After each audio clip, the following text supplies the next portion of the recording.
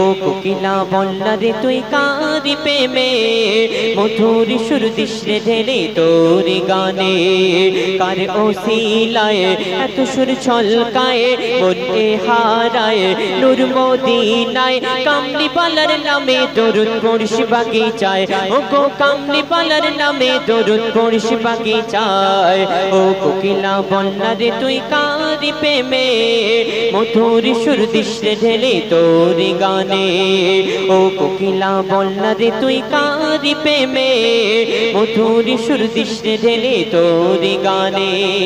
মূল্যবান কথাই কবি লিখছেন আল্লাহ পাক বান্দা বান্দির উপরে 5 ওয়াক্তের নামাজকে ফরজ করেছেন, রোজাকে ফরজ করেছেন, কিন্তু আল্লাহ পাক তিনি নিজে নামাজ পড়েন না, রোজাও রাখেন না। তিনি কি করেন? তিনি আমার আপনার নবীর প্রতি দরুদ শরীফ পড়েন। আর এই দরুদ শরীফ পড়লে কি ফায়েজ ফাজিলাত কবি লিখছেন শোন।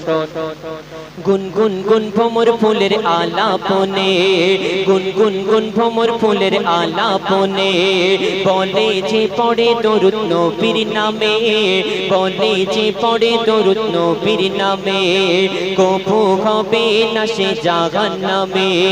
মাওলা তা লিখে দিল পাক কুরআনে মাওলা তা লিখে দিল পাক কুরআনে। দরুদ পড়ে সুর ধরে পুষ্পলতা